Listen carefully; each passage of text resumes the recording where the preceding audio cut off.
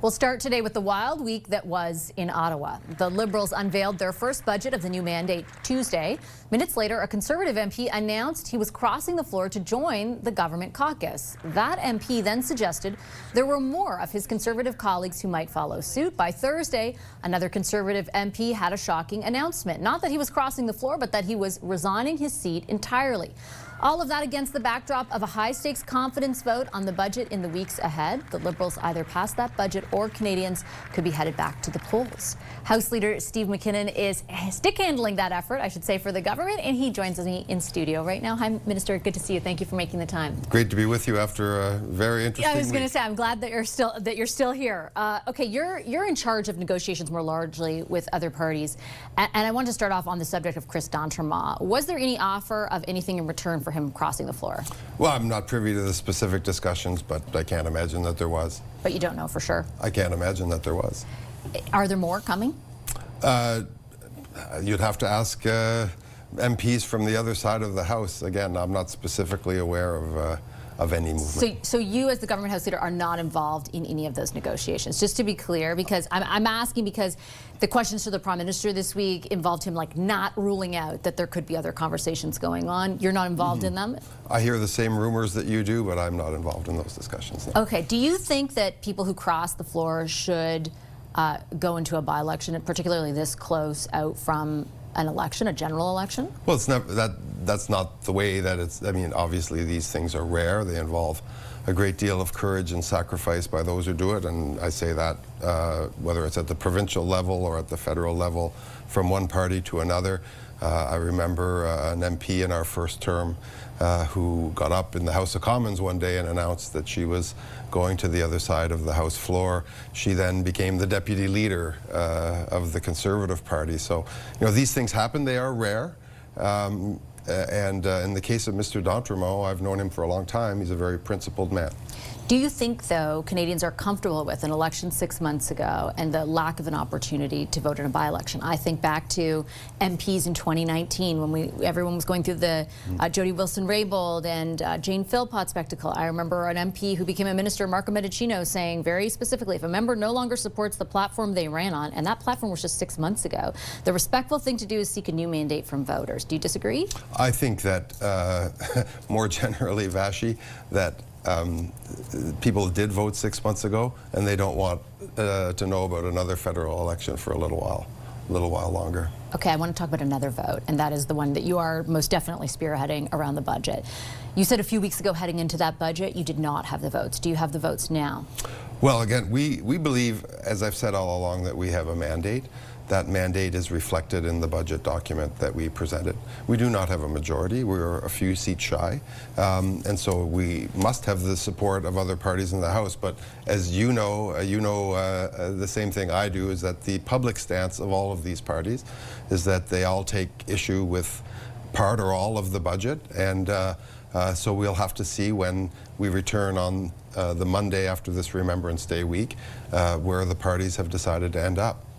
Why does it appear that there wasn't a huge amount of consultation or collaboration in advance of the tabling of the budget? Every leader of a party or, you know, House Leader of a party whom I've interviewed over the last week indicated that they did not feel that there was any kind of meaningful consultation that led to your government actually incorporating some of the ideas they put forward. And I would say, to substantiate that, every minister over the past week whom I've interviewed about the budget and whether or not there was any flexibility kind of said something similar to you, like, this is our mandate, this is what we presented it. I'm paraphrasing, but like, take it or leave it. Aren't you in a position as a minority government to do more to try and secure support for that budget other than say, here it is? Well, we believe we have a mandate to put forward this budget, but we also believe that this budget reflects the aspirations and hopes of a number of the members of the opposition. We spoke about, to take my own province in Quebec, we are building port facilities, we're investing in health infrastructure, which was a specific request coming from that province. You can go right across the country. I'm proud to be the transport minister. We're investing in port rail infrastructure right across the country. We think there's broad consensus on those things. This is a growth budget. a community-focused budget. We believe that people who may have voted Conservative or think of voting Conservative, these are concepts that they can support, that they can get behind. It's a budget that's firmly planted in the middle of Canadian politics, a middle that I must say, is expanded somewhat since Mr. Poilievre has taken his party very clearly to the right. But I am specifically aware, Vashi, of the discussions that have occurred. The Prime Minister has met all party leaders, including the Green Party leader, the NDP leader. He asked the Finance Minister to specifically consult with those leaders about specific budget asks that they might have. Ministers have met their critics. I have met with not only my counterpart House leaders, but I've met with MPs from all parties to get them. And I think it's unfair to say that some of their hopes and recommendations aren't reflected in the budget document. I know specifically that they are. But what you seem to indicate is that the reflection of those interests are most pronounced in infrastructure dollars going to their communities. Like, that isn't all that, just to be fair, a moment, that isn't all that they're asking for. They have different postures, for example, on, you know, how much you are spending, what it is best being utilized for, or is it not, and how much you are intending to save. Like, there are different postures on all of that.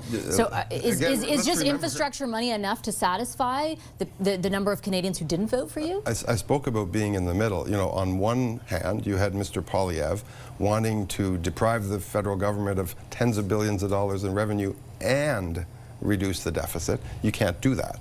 He didn't even try and do that in his own platform 6 months ago. On the other hand, you had the Bloc Québécois looking for $36 billion in new spending. So it should be no surprise that we were unable to reconcile the specific and public requests of the Conservative Party and those of the Bloc Québécois. Again, this is a document and a series of measures that find themselves squarely in the middle of Canadian politics. We protect social spending, we protect good skilled trades, union jobs from coast to coast. We also invest in major infrastructure. We invest in growth and jobs and a focus on the economy. That's what this Prime Minister's promise is, and that's what we're determined to do. I want to ask about that central tenet, because the way in which it was billed by your government, by the Prime Minister, by the Finance Minister during his speech, for example, in the House of Commons, was as generational. He used the term 25 times in that speech, at least 25 times. He also said it would be, and the Prime Minister did, a sea change. It would be transformational. You have utilized two things to foster that economic growth. One is spending on infrastructure. The other is allowing businesses to essentially write off investment should they pursue that. What is transformational, novel, generational about that? I've seen governments do that time and time again. Well, we've done all of those things, but we've also modified with C5, the Building Canada Act, the method by which projects get approved in this country. And we're seeing, the Prime Minister spoke on Friday about $1 trillion of new investment being generated. That is thousands. That is make-believe at this point. Well, it is not. It's not tangible. It is not. I'm privy to a number of the big investment proposals coming forward. There are substantial investment proposals in every corner of this country that exist, that the government is working on currently, that will have shovels in the ground in the very near future. So the promise of this budget is that if we look after people, we make lives more affordable for them, cut their taxes, cut taxes for first-time home buyers, put a major effort on building homes using Canadian materials, Canadian labor, and build these major projects that we can get our economy moving and get our trade diversified away from the pull of the United States into new markets and create future prosperity for young people today. Young people today want to know there's a future in this country, an economic future. This budget is about saying to them, yes, there is. Let me take just two examples that you put forward, though, to counter on how, again, this is going to, as claimed by your government, transform fundamentally the Canadian economy. You mentioned housing. The money allotted to the new agency that you've created is just 60% of what you promised it would be in the platform. When you talk about major projects, there are a ton of energy companies who had thought in this budget there would be a concrete climate plan announced so that they would know what kind of impediments could exist on a more permanent basis that could perhaps impede their ability to develop. The emissions cap is mentioned in here, and there's some, like, you know, sort of broad-based term about how you're going to strengthen the industrial price on carbon, and at some point the emissions cap maybe will go, maybe will stay. Like, there's no clarity whatsoever. Again, how is this budget delivering specifically on what you build it would be? Embedded in this budget is a climate competitiveness strategy. It is not. It is one page of broad strokes. One that reinforces the pricing regime so that polluters continue to pay. One that invests deeply in new technologies, in renewable energy and renewable technologies in this country. And Vashi, with respect to your comment on housing, the housing money is substantial. It's a doubling of our effort. It involves a Buy Canadian policy, Buy Canadian labor, Buy Canadian lumber, Buy Canadian steel, and is obviously the first.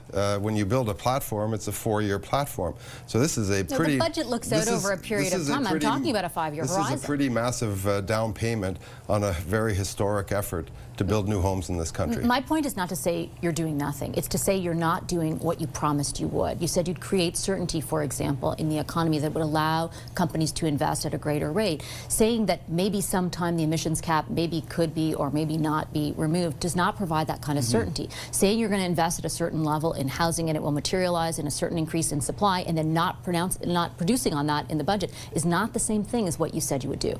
I think we're doing exactly what we said we would do. I think that Mr. Carney's promise in the election was build Canada strong, create new export markets, create the trade and transport infrastructure, an effort that I'm very proud to be part of, to be able to send goods to more and different markets, and to create at home a domestic housing market and a domestic economy that young people can find their way in.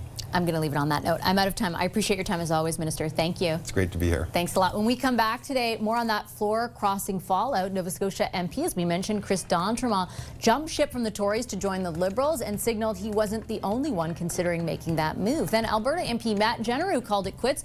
Could the Liberals end up with a majority, or will the Conservatives keep their caucus locked down? Our Sunday strategy session with Kathleen Montgomery tonight and Scott Reid is next.